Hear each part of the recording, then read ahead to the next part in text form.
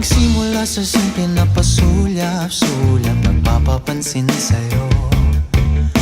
Umabot sa palitan ng mga mensahe, kilig na kilig ako. Kumusta, kain na, hello, magandang umaga.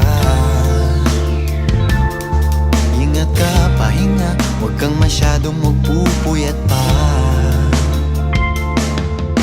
Naramdaman ng puso na dahan-dahan akong nahuhulog sa'yo. Sa kada araw natin na pag-uusap, meron ng